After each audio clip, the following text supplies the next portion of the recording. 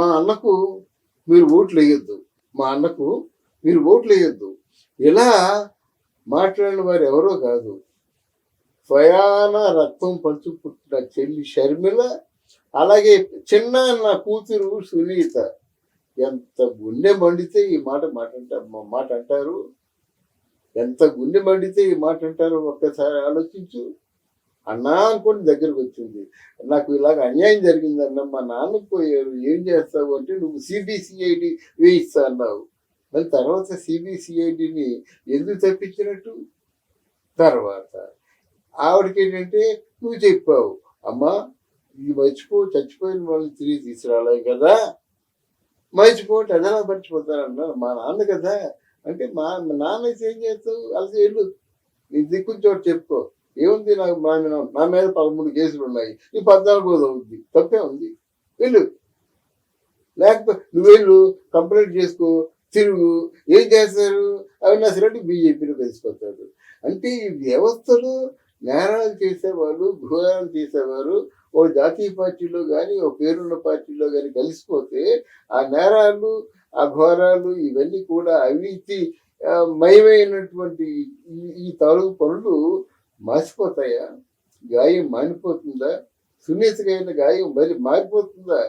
చెప్పండి, ఒకసారి చెప్పండి. ప్లస్ సిబిసిఐడి ఎందుకు అలా తత్సారం చేస్తుంది మొత్తం తెలుసు, ఎవరు చంపించారో తెలుసు. అసలు చంపుతుండగా ఉన్నటువంటి ప్రధానమైన సాక్షి దత్తగిరి. అయ్యో కుయో ముర్రు అనుకోండి, ఆయన పొడిచా మహాప్రభు 15 సార్లు గొడ్డంతో నరికాము, లాస్ట్లో ఆయన లేకపోతుంటే కత్తితో పొడిచింది నేనే అని స్వయంగా హత్యకి కారకులైన వారిలో ఒకడు చెప్తుంటే ఇంకా మీరికి ఏం ఆలోచిస్తారండి? సిబిసిఐడి కానీ ఇంకెవరు కానీ ఏం ఆలోచిస్తారు? చాలు మీకు, హోమ్ డిపార్ట్మెంట్కి ఏమో ఇది చాలదండి, సిబిసిఐడి చేత ఎంక్వైరీ చేయించారు, నిజాలు నెగ్గి చేయించారు, అదిగో అవినాష్ రెడ్డి అరెస్ట్ అయిపోతారంటారు, అందరూ ఎదురు చూస్తారు.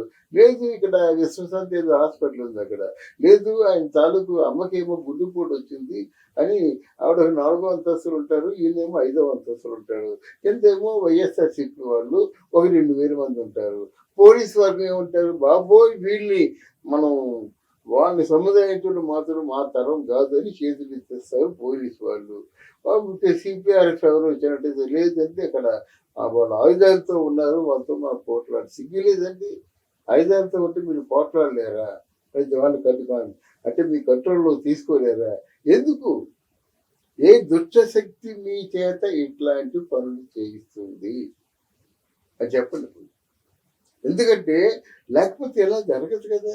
4 వారాల్లో తేల్చి అవసరం పారేస్తారు.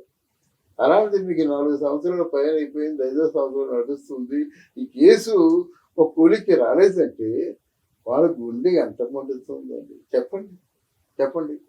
అంటే ఈ తాలూకు మన దేశంలో ఉన్నటువంటి హోమ్ కానీ, సిబిసిఐడి కానీ, అవినీతి శాఖ కానీ, అవినీతి ప్రక్షాళన శాఖ కానీ ఇవన్నీ కూడా పనిచేస్తున్నట్ట.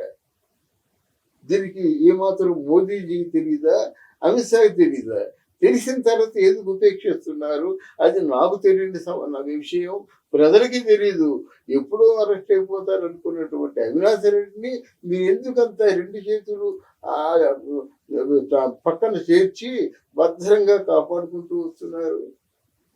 ఆయన ఏసీ కారులో తిరుగుతున్నాడు, బయటకు వచ్చినా ప్రమాదం లేదు, మీరు విచారించినా ప్రమాదం లేదు.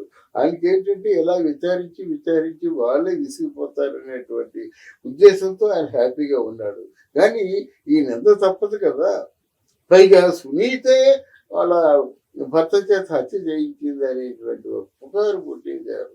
తప్పు కదండి అది. సునీత ఎంతైనా తండ్రిని చంపించుకుంటే ఆ తండ్రిని చెప్పిన వారు ఎవరో చెప్పండి చాలుతండి, ఆ ఢిల్లీ పురవీధుల్లో ఒంటరిగా దిక్కుమాలిన పక్షిలా తిరుగుతుందా? చెప్పండి. అందుకని అలాగే నీ తల్లి చెల్లి ఉంది, ఓ రాజకీయంలో ఉంది. నువ్వు ఎలాగైతే రాజకీయంలో రాణించాలనుకుంటున్నావో ఆవిడ కూడా మీ నాన్న ఇద్దరిని సమానంగా పెంచారు. ఆవిడ కూడా ఏమనుకుంటుంది, రాజకీయంలో రాణిద్దాం, మంచి పేరు తెచ్చుకుందాం అనుకుంటుంది. అదే ఆవిడ చేసింది తప్ప. అప్పుడు నీ చెల్లి కాదా? ఒకవేళ రాజకీయాల్లో ఆవిడ సీఎం హోదాకు వస్తే చెల్లెని పిలవా? ఏంటి దౌర్జన్యం? చెల్లిని పోలీసులతో కొట్టిస్తావు, చెల్లిని నానా హింసలు పెడతావు. ఆ చెల్లి నా చెల్లి కాదు, ఆ సరిమల రెడ్డి అని పిలవడానికి వీల్లేదు, సరిమల శాస్త్రి అని పిలవని మీ తాలూకు దిక్కుమాల కుక్కలన్నీ ఉన్నాయి కదా. అలా మురుగుతుంటే మీకు కోపంగా లేదా? అంటే మీ అమ్మగారి తాలూకు శీలాన్ని కూడా శంకించే విధంగా మీరు మాట్లాడుతున్నారా? చెప్పండి, చెప్పండి, తప్పకుండా చెప్పండి. ఎందుకలా మాట్లాడుతున్నారు? Thank you.